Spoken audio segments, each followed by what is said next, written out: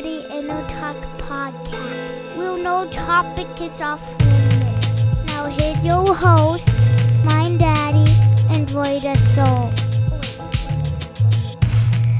Thank you for coming to the Inno podcast. Boom, swat, boom. Check 1 2. Oh, microphone check 1 2 1 2. Damn, you're definitely the professional, not me. Are we recording? Are we live? Holy shit, we're live, Boulevardia. My name's Ryan Wester. This is Talk Podcast, the hardest podcast in Kansas City, and I got one of the hardest rappers, musicians locally, semi-locally. Yeah. I guess you spent some time in Chicago. Go ahead, introduce yourself, Flair. Yeah, what up? My name is Flair the Rebel. Appreciate being on the podcast, and I'm excited about being at Boulevardia at the same time, too. It's pretty dope. Yeah. How did you get selected to be a guest on my podcast? Well, someone thought I was cool enough to sit next to you. That don't take much. I'm not that cool. I just got asked that question. So, for those that aren't here, I'm rocking this amazing Boulevardia fanny pack, and while I was purchasing it, someone was like, "Oh, are you Flair the Rebel?" And I was like, "Yeah," because my name's on the T-shirt. That's Oh. that's the exciting thing about when you're on a festival. Oh. Your name gets on a T-shirt.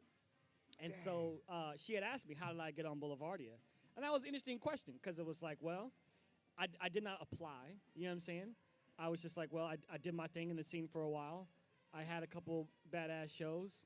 I did network, and I was invited to be. So here I am. Here you are. Yeah. Do I got a name on my T-shirt? Yo, what up? Is your name on the T-shirt? Yeah, is it just musical artists? Did any of us lowly I didn't see podcasters get on that shirt? I didn't see your name on the T-shirt. I quit. I'm done. Podcast over. We're not starting this back up until I get on a T-shirt. Yes. Well, you're definitely cool enough to sit next to me. You got some style. You got some swag. Thank I you. love the glasses. Thank I love you. the outfit you got. You're definitely an artist and performer.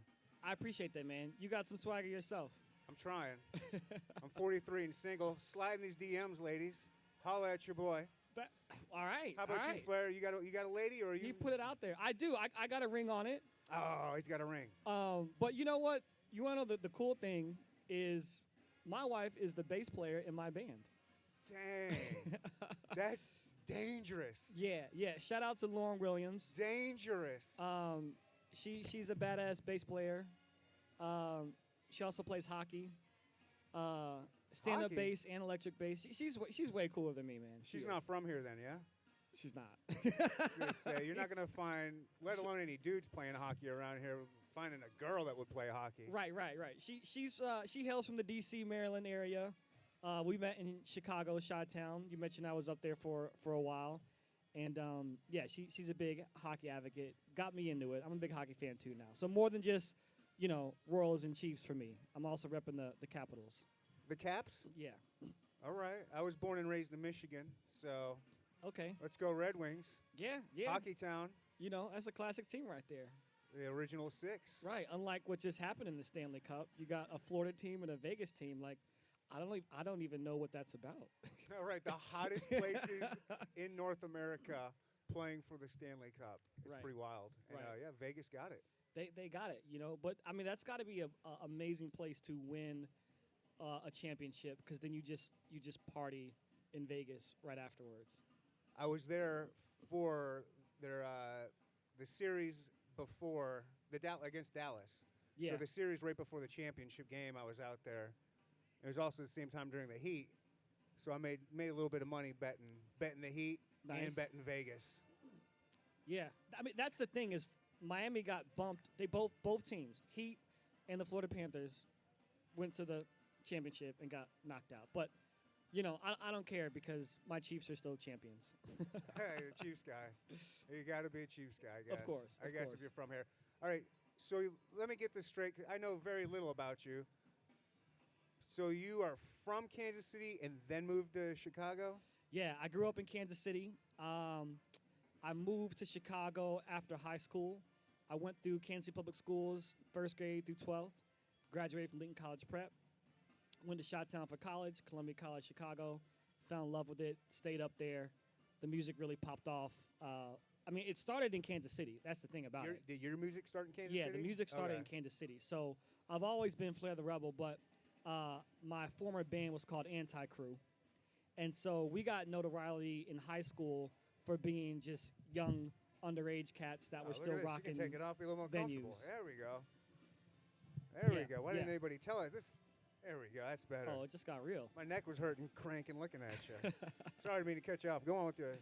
Yeah. So we started in Kansas City, and I remember, I'm a big baseball person too, and I had to drop out my senior year of varsity baseball because I wanted to drop an album. I needed to capitalize on the in-house fan base You couldn't of do high both? school.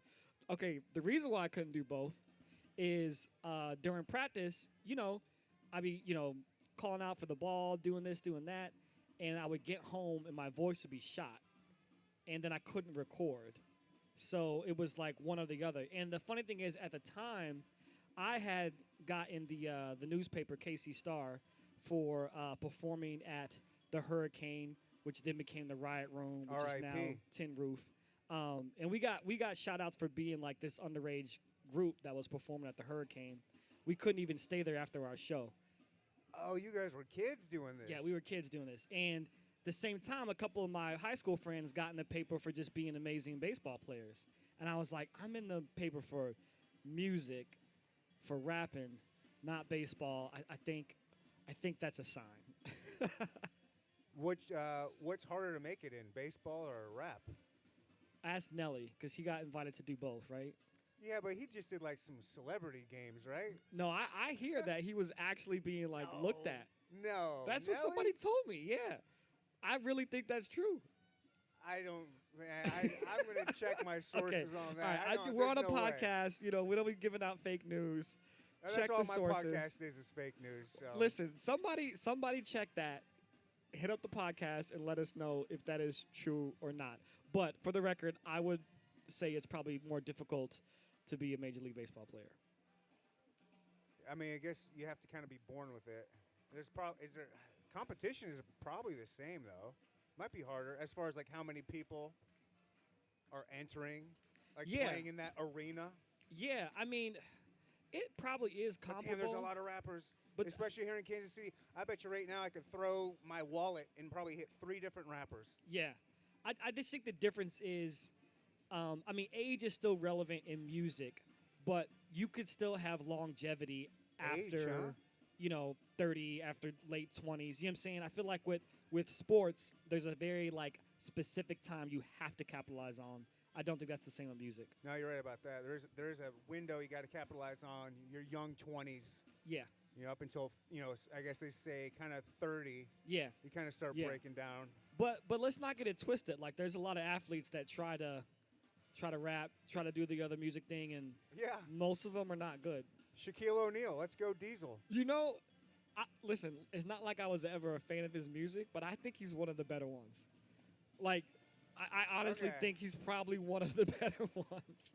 I got to think about that. Like, he actually has a song with, like, Method Man and Redman. It's like, I mean, The GOATs. he's got a little bit more talent than, like, your average, athlete trying to rap. All right. Speaking of Method Man and Wu-Tang Clan, I read something that you shared the stage or worked with RZA. Yeah, I got to open up for RZA in Chicago. So like I mentioned with the Oh, band man. Anti-Crew, we started here, really popped off in Chicago, started opening up for some acts, and the RZA was one of the ones I opened for. Did you get to meet him and hang out and smoke up with him or anything? I did not. I said hi to him backstage. He was doing his own thing, and he looked at me, and he just said, "What up, kid?" What else is he supposed to do? He's the Listen, RZA. I'm a Wu-Tang like fan through and through, and that's like the god right there. You know what I'm Right. saying? So I just took it as like, yeah, man, like you don't know me for a can of paint, like you are RZA, but I have opened up for other people way less popular, way less legit than RZA that have been just complete assholes. I mean, And you open this can up. Yeah. Name some names. Who we talking about? Oh man, I don't want no beef. Come on. I told you right before we started. Yeah, I'll start some beef. I don't want no beef. I'll go with some beef now. No, I don't even. Where's my burger? I don't even mind it. Because I got nothing but respect for Can I the make game one and guess? for everyone that does it. Yes, you can. I'm making one guess, and you have to. If I get it right, you have to tell me. Okay. Okay. You're gonna guess out of all of the musicians in the world. Okay. That's why. Yeah, you have I would to tell definitely me yes. have to tell you. You definitely have to tell me yes because there's so many to pick from. Mac Lethal. No, Mac Lethal's cool as shit. Shit. That is not what I heard. No. I'm and like, cause okay, I told you I came up in the scene as a kid. Like, I was a part of that scene. Like, we were doing shows with Mac Lethal. How old are you? 36. Oh, okay. So, okay. Yeah, You're yeah. not, okay. Yeah, I'm not like a youngin. I know I'm rocking the fanny pack in the way that you said the young kids do, but You're in that middle. You're not I'm a old. millennial. I'm not a Gen Z. Yeah. Yeah. But yeah, no, Mac Lethal's cool as shit. So he actually taught me, he had this thing, he's very anti being on stage and saying like, make some noise.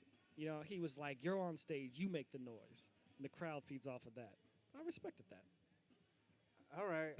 I can get down with that. I don't like it either. It's cheaper. People, like, let's pretend there's more than one person out here watching. That would be the thing that says, you know, hey, let's hear it for the Kansas City Chiefs. Yeah. Thank you, guys. It worked. Yeah, see? It worked. Okay, it's the cheapest trick in Kansas City. It Just say is. Chiefs and you're going to get some love. Chiefs.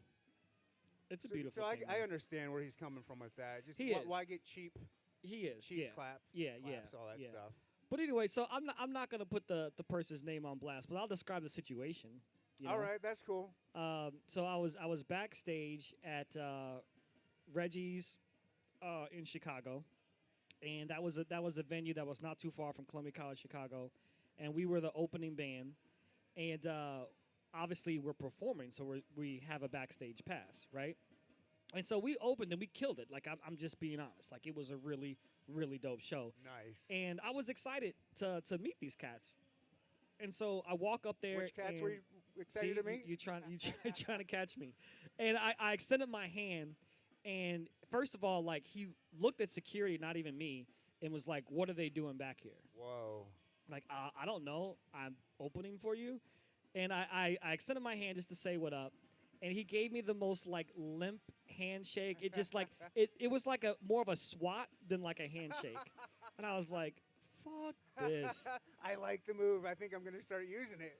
Okay, fast forward, same venue, we opened up for Nappy Roots. Way bigger than this other band. Nappy Roots was cool as shit. Kicked it, hung out, showed love. You know, I'm like, why would you be like that? I guess insecurity. Yes. Nailed it. You know, they see some suave dude that's got some dope-ass glasses. He's got his swag going. He's ready to open for him. He knew who you were. He knew you were opening for him. Like, how do you not know who's opening for you? I mean, I imagine you could be a certain level that you wouldn't know. But, like the RZA, maybe. Yes, like the, what up, kid? Yeah. But we were all backstage together with the same passes, with the same, you know what I'm saying? Like, yo, in the SWAT handshake, I was like, ah, man. Damn. Ah, man, I was a fan of that. I was a fan, too. And I was like, man, But not now? No, I don't listen to them. Music, but no one does because, like, Well, good. Karma. yeah, karma. Treat people like that. Good luck. You know, he's probably treating his fans not the way an artist should be treating their fans if No. they're trying to get. You got to respect the fans, you know, and especially because you never know when people will or won't show up, right? Like, you could be top of the world, but you don't know how long it's going to last, you know? When we used to go on tour, you know, sometimes we would have 100 people. Sometimes we'd have 5 people. It's a crapshoot, you know, especially when you go in a market that's never heard of you before. And me and my bass player at the time, we would just look at each other, and we would say, wow the fuck out. Because we were going to perform like there was 100 people no matter what. And guess what? Those 5 people had an amazing time. Yeah, not only that, but you probably gained 5 fans for life. Yeah, yeah. Like, they see you like, yo, and they're just waiting for you to blow up and be like, I was there. I was one of the 5 people there. Right. And they get to ride with you. You develop real ride or die people. Absolutely. Especially when you're putting it all out there. Like, yeah. that's what a real performer does. Respect the people that show up to watch you, that stand there. You know what I'm saying? Like, if it ain't for them, like who are you? Who are we? You know? Yeah. So speaking of like showing up and respecting the people that are showing up there for you, and I think you probably already indirectly mentioned this when you said that you're married to what, the bass player or Lauren Williams. shout out to her, nice. Our one Rocking the listener out here. Jamiroquai T-shirt. Nice. Yeah. You so you play with a live band every time you perform? I have on occasion not done the whole band, but it was like a drug. Once I did it, I was hooked. With the real band? Yes. Okay. I mean, hip hop is birthed out of like being resourceful. So it's like a microphone, a DJ, sampling, you do what you do. That's the core of it. I respect people that can hold it down with just an MC and a DJ, and I could and I have, but once I got that live band, never went back. I like that. I like that because you can't lean on a crutch. You can't. So I'm assuming that when you have a live band, they're actually playing the instrument. Yes. And you're actually singing. Yes. You're not performing over your vocals. No, I'm rapping, and I mean, listen, I do see some performers that I think it's okay. Maybe you have a part in the chorus or something where you have your own vocals pipe in, but people that just rap over their entire song, I can't stand it. I can't. Stand Thank it. you. I can't stand it. You wouldn't believe how many, I guess, polite discussions I've had with rapper. You know, I try to interview quite a few rappers. I'm a hip hop head. Yeah. And so many of, and it seems not necessarily just the younger ones, but a lot of the younger generation, that's what they do. So like, Yeah. I'm rapping over my lyrics because they tell me because it's not the 90s anymore. I'm like, what does that have to do with anything? What does that mean? It just means you're an old man and you don't know what you're talking about. Shut up. No. I know. Because we will always be able to outperform them. Do you know what I mean? Like, I trust me. I know. I'm on that. I'm on that level where I think, why am I going to pay money to see you to just basically lip sync to your Spotify list? yeah. Like I can listen to that in my car. It's going to sound better than this club. And the thing about it is, like, I know people that have seen bad hip hop shows, and they're just like, oh, that's just not my thing. And I'm like, you haven't seen a good one. You haven't seen The Roots. You haven't seen Wu-Tang. You haven't seen Redman and Method Man. You know what I'm saying? You haven't seen people that put on a show. Not even that. I mean, you named a lot of legends, but there are legit, like, I don't care what city you're in. You've got a local scene. Oh, yeah. And there are legit local rappers that you've never heard of. Yeah. But they straight kill it. Yeah. And the only reason why you haven't heard of them is because they just didn't get lucky. Like, how Right. much in the music industry is just about getting lucky. Yeah. Performing at the right show at the right time, or just the right person happened to be seeing you. It's like, Yeah. I'm gonna take a chance on this guy. Yeah, yeah. I mean, the game has changed, right? I mean, you talked about getting on stage and just rapping your song. I feel like that's all they know. Like they were in their basement, they were whatever, they did a thing, it went viral, and like good for them, you know what I'm saying? But like, there's a difference between Or they were in their hot tub. Whatever works. Island boy, just an island boy, Listen, whatever works. trying to make it. What do you think? I got a spot in your band? You know, you could. Your wife says yes. I'm in. You could intro the band. All right. But there's just a difference between someone that can actually perform versus someone that just, puts something together in the studio. And I'll respect both crafts because it's not easy. But once it gets on stage, it's a different thing entirely. You have to be able to put on a show. You got to connect with the crowd. You got to do things live. You got to be a performer. What sets you apart when you're performing live than some of the other artists you're going to see, besides a live band and actually singing your stuff or rapping your stuff? Rapping. Well, I mean, maybe that's a difference. Having a live band with a hip hop group that's not the norm. I don't think.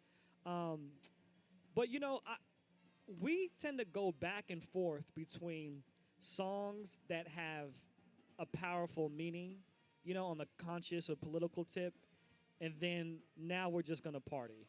you know, and I feel like it happens in almost like a seamless way. Now you're just gonna what party? Party, yeah. Like we'll go Yeah. back and forth in a way that works. Like we'll talk to you, we'll give you a message, and then we'll just straight kick it, you know, and then we'll come back to the message and then just kick it again.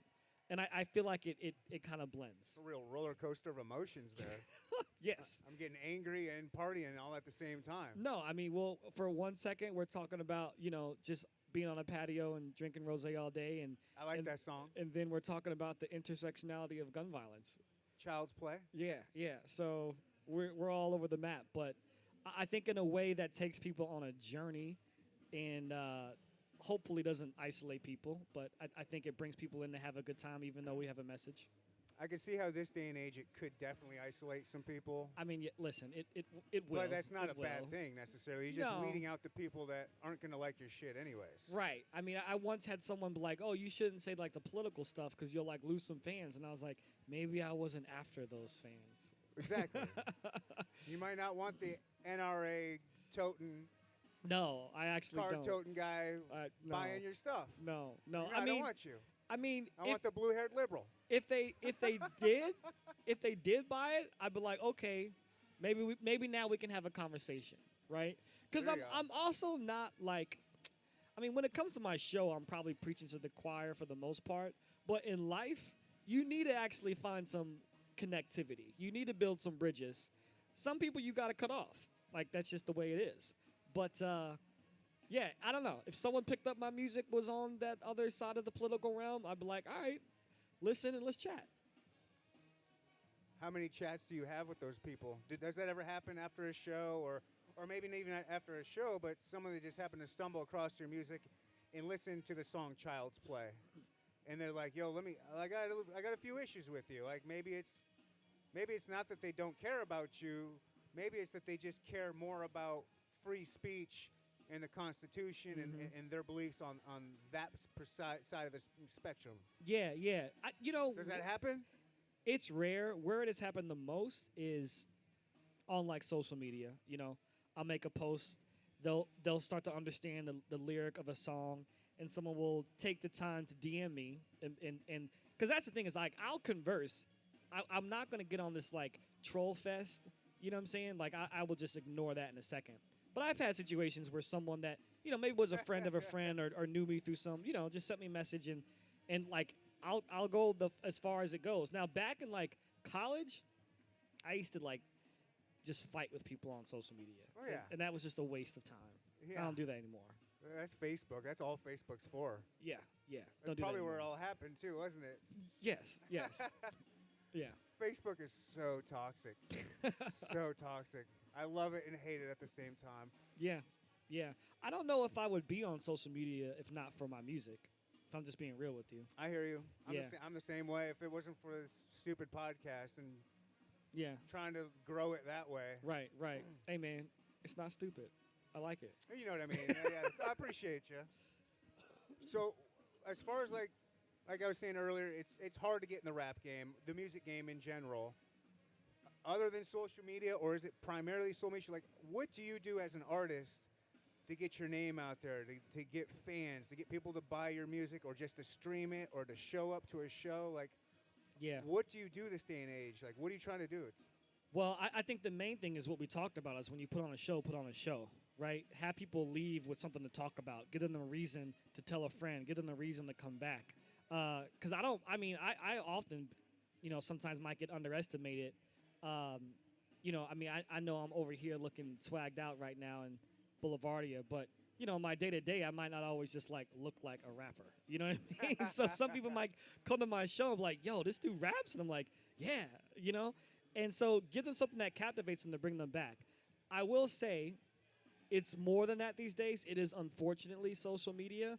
And don't get me wrong, like, I do love when I put together an Insta reel or some type of content and it does well, you know, but it's a lot of work. It's a lot of work. It's a whole nother job. It's a whole nother nother job. part it's a whole nother part of what you probably didn't sign up for or think that you had to do. Yeah. I mean, that's how I was. I was like, oh, I want a podcast. What am I good at? I'm good at podcasting and talking to people. Yeah. But I don't know marketing for anything. I barely know how to use social media. Like I'm talking to social media experts where they say, oh, just post multiple times a day, every day. I'm like, do you know? But Like, I don't even think that's now a good I'm a idea. social media person. I'm not a Yeah. podcaster. Yeah. No, it's you have to be like your own multimedia company to do anything these days because you have to take advantage of social media. So, I mean, it's a gift and a curse. I mean, it really did level the playing field for a lot of people, right? But at the same time, I don't know. It's like when I'm on stage, I'm okay with performing. When I'm at a bar, I'm just me, do you know? But now it's like everyone's putting on a show, and that is not authentic. Unless you're just a nonstop, showy kind of guy. Those people don't have any friends. No real friends. Yeah, no, you're right. You're right. So we were looking at kind of like the negative side with beef, people slapping your hand away and being divas. What are like some amazing experiences that you've had, like going on tours? Yeah. Let me see here. Well, opening up for And it Chance. doesn't even have to be anybody that's like a big name. Just like what's dope about touring and doing this kind of stuff. Yeah, I mean, I was just gonna say like open up for Chance the Rapper a long time Nice. ago before he blew up was really really dope. But he was big. You know what I'm saying? He just wasn't as big as he is now, and he was cool as shit. You know, being on tour, it's like, what up, Kadesh? See my homie Kadesh Flow in the back. He's gonna be rocking with us on stage with the trombone. Trombone. Yeah. We don't normally have horns. That's what I'm so excited about. Damn. We're bringing horns to Boulevardia on the Flair the Rebel set for the first time. All right. Back to the question at hand. Yo. Lou Rip in Lou the Rip in house. the building. Or in the field, you What up, know. Lou?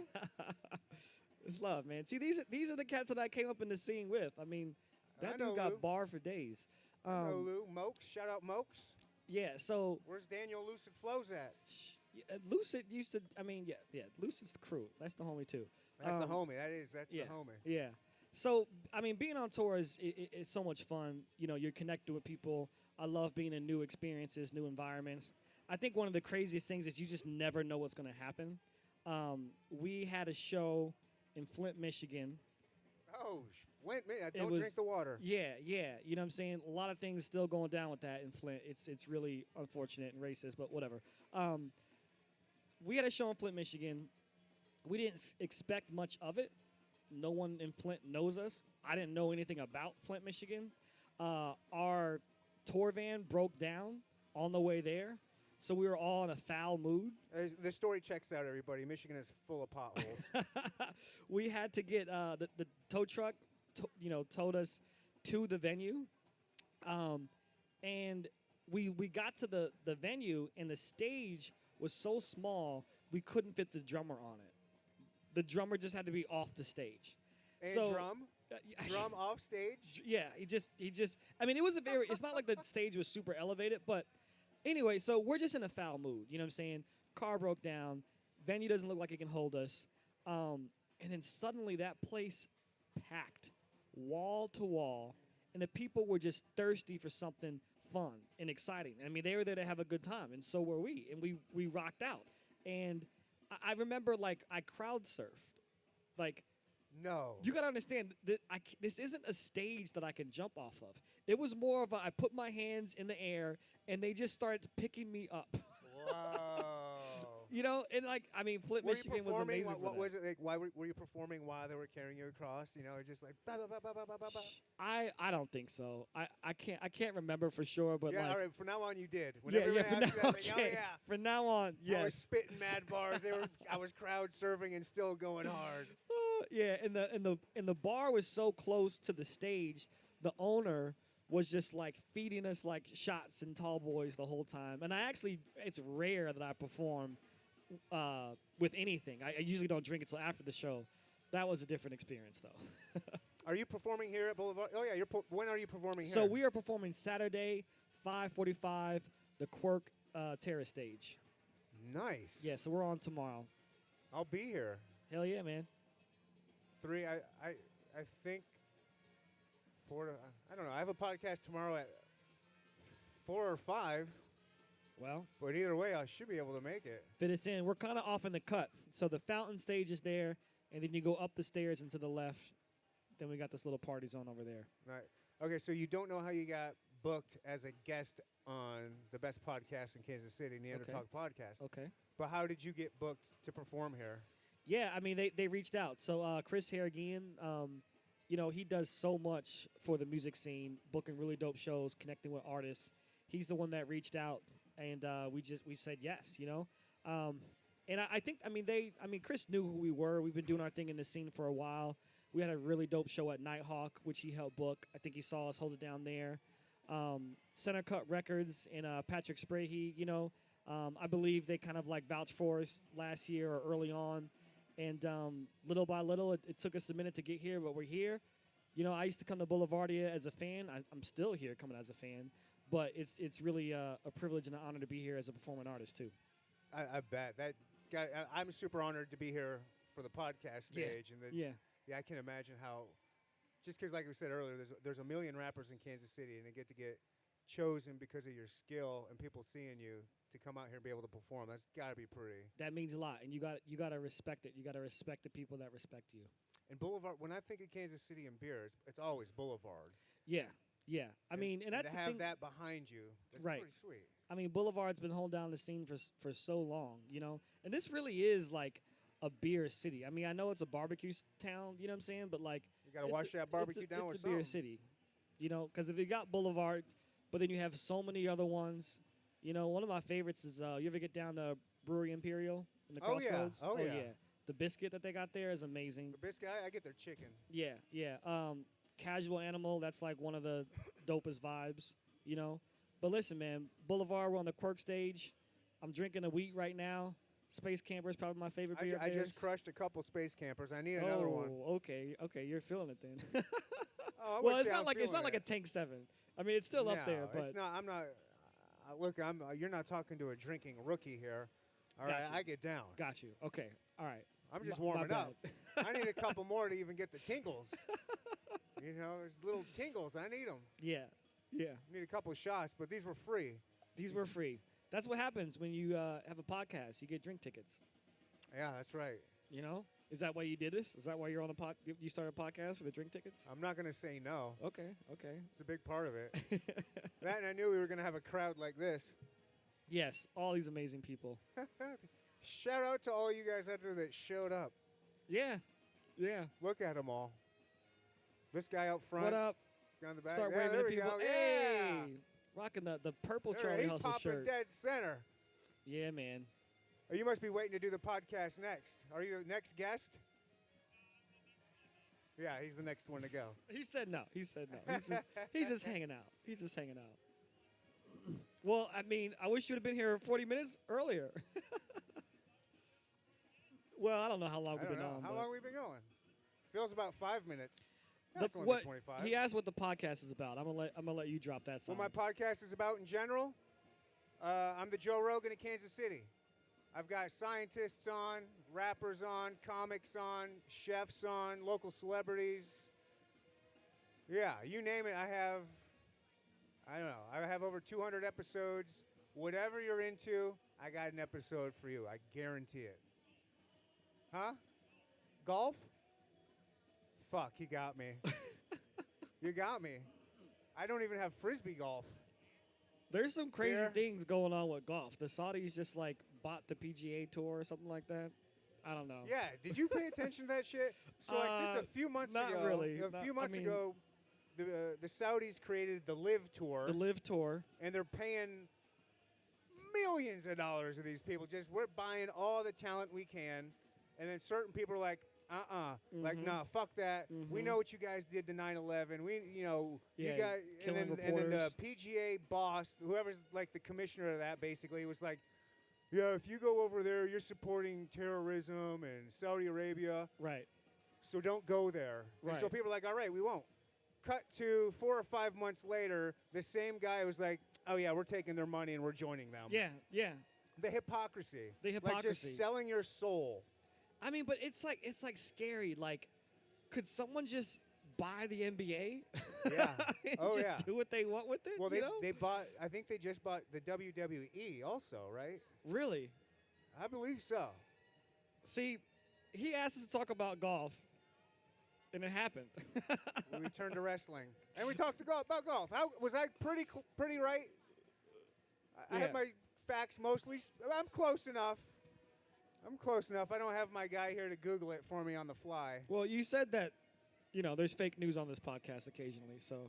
It's unintended fake news. I would never lie on purpose.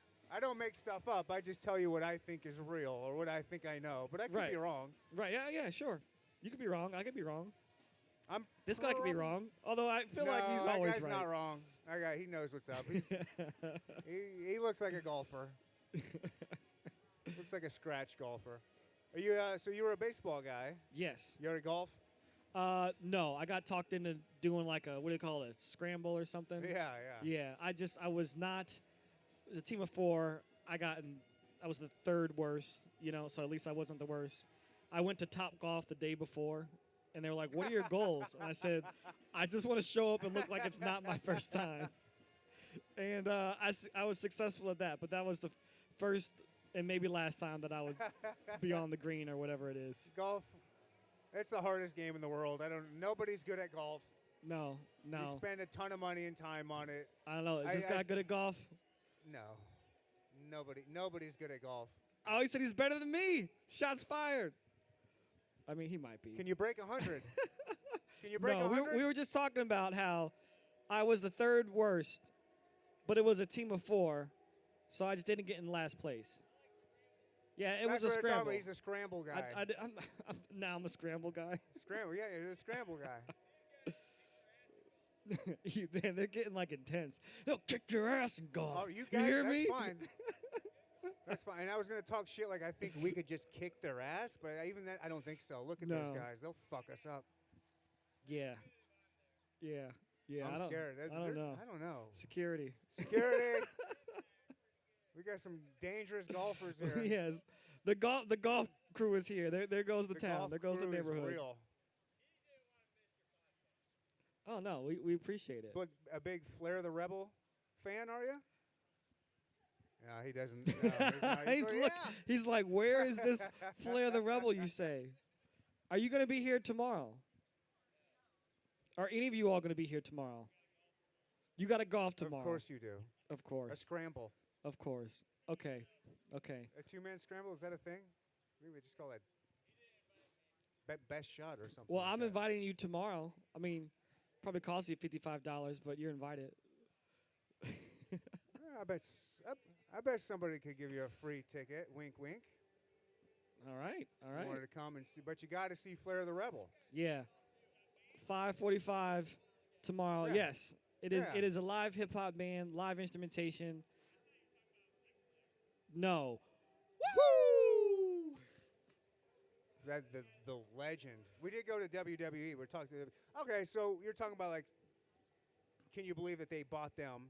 Yeah. And I believe that the PGA guy sold his soul to Saudi that was Arabia. the definition of selling out, right? It is. And I would think everybody has a price. Everybody's got a price. Yeah. What would your price be if the Saudis came to you, or somebody that you're with the NRA? I'm assuming you're not pro NRA. No. Say the NRA says, "Look, Flair, we like your song. We get it. We're on the same page. We need to do something about this gun violence. Right. We're going to give you this.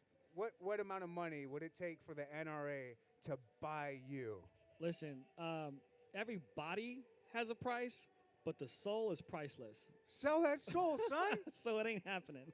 No? It ain't happening. Get out of here. I never, ever believe that. No, because everybody's got a price. I gotta live with myself. You can live with yourself. He said $5 million. $5 million? That's a cheap soul. He said $5 million. Yeah, I mean, I get it. Like I said, we all have our price. You're a bargain, sir. He said 500,000. He went from 500,000. $5 million to 500,000 real quick.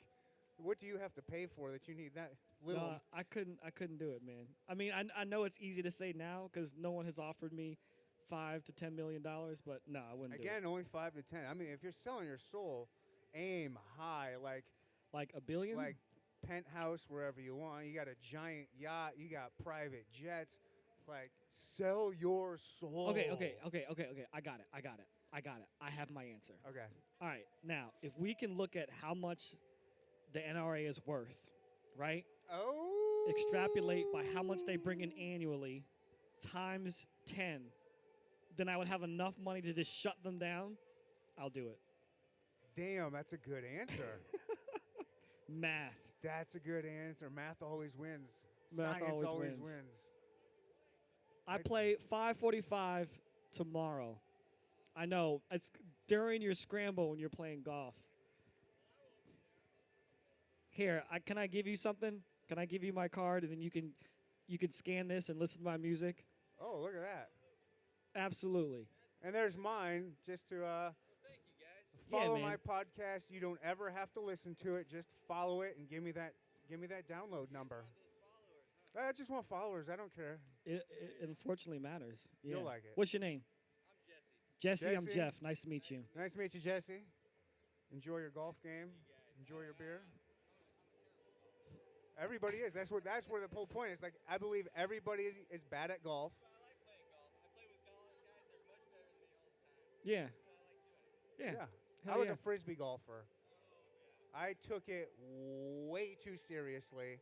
I thought it could be pro. I was traveling all over the country playing in tournaments, just spending my days smoking weed and throwing Frisbees. It's not a bad life. You know what? Now that I say it out loud like that, it might be something to I that. think I might have to go back to just doing nothing but smoking weed and throwing Frisbees. Right. I mean, if that makes you happy. And it's a lot cheaper than ball golf. It is a little healthier. It is completely cheaper. I don't think Saudi Arabia is going to buy out Frisbee golf anytime soon. No, so our no, souls they're not are going to buy it. always be intact. We'll be good. We won't have to worry about that. Live disc golf. Oh, my gosh. Just play in the desert. We can shut that down now. So when do you think Jamiroquai is going to play Boulevardia? Her favorite band, the bass player of Flavor Rebel, Will Williams. Is that a band? I thought it was just a dude. No, it's a band, Jamiroquai. But it is that dude. I mean, there is a dude. Take care, man. Appreciate y'all. But the dude that's like everybody thinks of, like he's kind of funky looking, right? Yeah. But not in a bad way, but it's kind of like his thing. Like, I look funky. I'm Jamiroquai. Like, he's got a funny name to go with it. It's all about, putting that out there, like standing out. Yes, I mean, they do a great job of standing out, that's for sure. We saw them at Coachella, a.k.a. Baychella, because it was when Beyonce was headlining. Who are your favorite artists to watch perform, if you're big into that? Ooh, I mean, seeing Wu-Tang when every member is there is incredible. I mean, now it's impossible because ODB is dead, but, like, his, like, son steps in, which is incredible. So Wu-Tang, when you had the full crew, is incredible. Group Love, they had that song Tongue Tied. I'm a huge fan of them. How does that one go? Meet me at your best friend's house. Oh, yeah. They put on a show. I mean, like, and they go back and forth with the male and the female vocalists, and they just kill it. Really big into Phoenix. I get into that, like, alt synth rock. Sylvan Esso, she comes to Kansas City every once in a while. Redman and Method Man probably put on the best performance I've ever seen. Really? Oh, they killed it. I love those two. Method Man is one of my all-time favorites. Yeah. Another one I got to shout out is J. Cole, because I remember seeing him tour and in Chicago, like, he was big, but before he blew up to this level, and he had you connected with him. You know what I'm saying? And I think that's difficult, especially with rap, because it could just go over people's heads. But he connected with the fans, with the artists, and you felt like you were there with him. It was a unique experience. So being 36 and rapping and doing shows at a very young age, where did that come from? Like, who were you listening to? Like, who was inspiring you? Like, what made you even want to try and start it? Like, were there any artists out there? Like, yeah. I mean, your origin story, if you will. Origin story. All right. Well, we got to go back to Brooklyn because that's where I was actually born. Dang.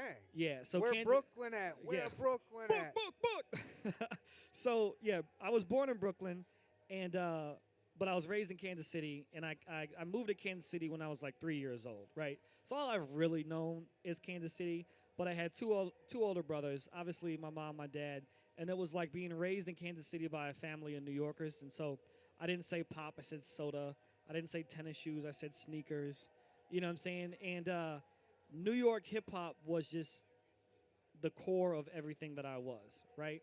And so, growing up in the early 90s, gangster rap was a huge thing. The golden era. You know what I'm saying? And like, uh, that was dope, but like, I was still just connected to New York, right? And, A Tribe Called Quest, well, we've mentioned Wu Tang a couple of times, De La Soul, Jay Z.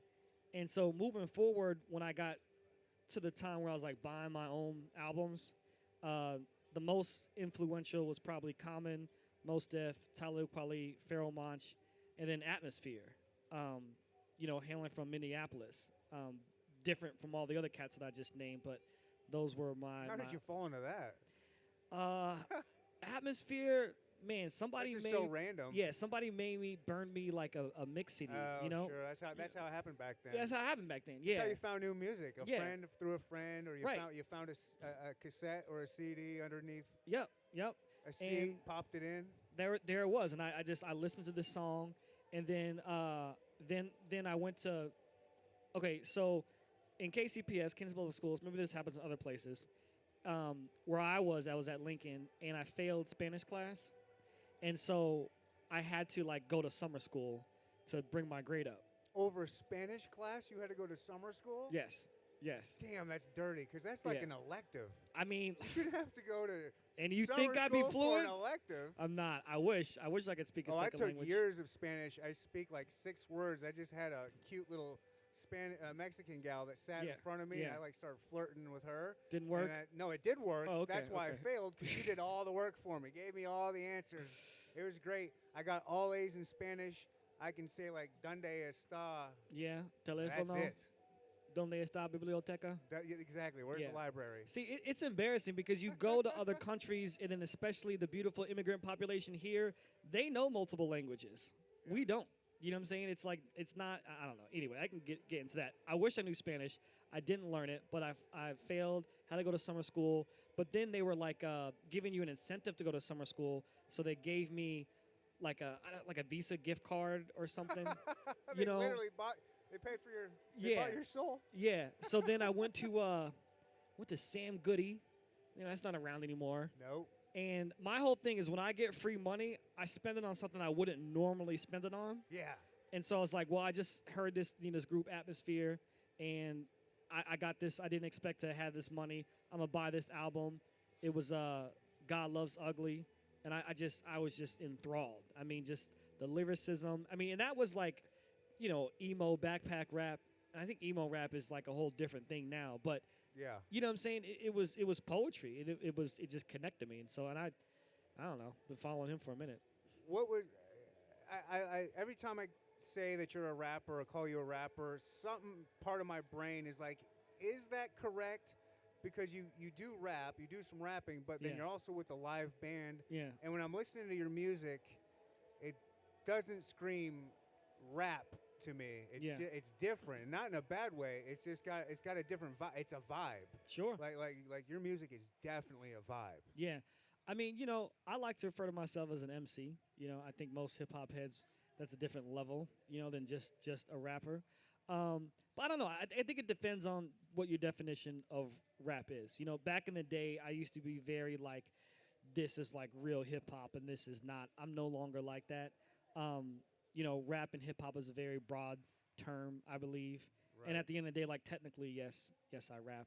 But I think we bring so many different elements to our performance that I think that's the vibe of what you're referring to. That it's just a little bit different. It's got something else to it, and I want to. My hats off to the amazing musicians and producers I get to work with that help bring that out of me. I really like your production in a lot of your songs, like some of the edits, if you will. you got like different clips from like different political speakers, or you got like different like where it sounds like it's a radio DJ, like you were just playing on the radio. Yeah. And then there's like other different like little edits that you wouldn't think, just like a quick little snippet from something that just kind of pops in there when it makes sense. Yeah. Yeah. Like, is that you, or is that your producers doing that? Like, where's all that coming from? Like how much influence do you have on like the total sound? So I mean, that first originates. I mean, those things that you're describing originates with like me and my brain, but then I have to rely on amazing producers and sound engineers that can actually bring that out. So you referenced like the so EP Summer You Summer Me. That's the one where it's like it sounds like you're listening to the radio, right? Yeah. So that was my idea, and I'm the DJ. So that is me. It sounds very different, but then I work with people that's like, this is what I want to do, make it sound this good. And so I want to shout some people out. So the Belief Cycle, they did a lot of production on that. Bob Pulliam has done a lot of production, and then Matt Peters, he's helped me on the sound engineer tip, and that dude's a pro. I mean, he does stuff with like strange music. So I've had the benefit of connecting with people that know what they're doing. Nice. I love that. Yeah, I've heard that name. I don't know him, but I've heard that name. It's a big Yeah. name around here. Yeah. Are you signed with anybody, a major label or any kind of label? Nah, man, just doing it myself. Would you ever want to be signed, or do you like being the independent route? I mean, I would sign if it made sense, but record companies are shady, so sometimes you got to be careful. But it's if it makes sense, it makes sense. Do you have a 7-year plan or goal? Like, where do you want to be in the next, like, 7 years? You'll be, like, 40. You'll be about my age. Don't laugh. I'm not, I'm 43 years young. Yeah, no. I'm young. I mean, I'll take it as far as it allows me. I mean, I'm looking forward to being back at Boulevardia in the future. So I hope that they have me back. And we're on the Quirk stage now. Maybe we'll be on a bigger stage the next time we come through. It's been a long time since I've toured. I want to tour again. Nice. So that'll be fun. So I mean, and I look at that's how I look at goals. It's like what do I want to experience, and how do I get there? Do you have any goals of like venues that you want to perform at, or artists you want to work with? I mean, the artists I want to work with are all over the place. You know what I mean? But I'll just shout out some local ones. Like I think Hembry and the Greeting Committee are amazing, making movies. So those are three that I've seen live, I've connected with, and I would love to do music with them, or even just open for them. But outside of that, venues. The Truman is pretty dope. I've seen some really dope shows there, and that's a venue I haven't rocked yet, so I'd put that on there. Nice. All right, so we're about to wrap it up here. Tell all the millions of people out here and my listeners listening at home, like how the best way people can find you. Like, what platform do you want people to kind of find you at or listen to you? Is it Spotify? Is it iTunes? Is it Instagram? Like, what's your jam? Like, where do you want people to come find you at? Like, go ahead. I mean, that's my main platform. So Flair the Rebel, FLARETHA, Rebel. All of my music is on Spotify. Most of my music is on Apple Music. So you could hear me on both of those platforms. But connect with me on Instagram. I would love that. I would appreciate that. Followers are very valuable these days, But man, let's connect, and more than just following someone on Instagram. Like, come to a show. Let's meet in person. Yeah, 100%. That's what it's about. Thank you for listening. Thank you. Tuning in. This is Neander Talk Podcast. Like, subscribe, all that good stuff. This was Boulevardia. What a beautiful time to be live. We are out of here. Bye. Now we gotta do a selfie, right?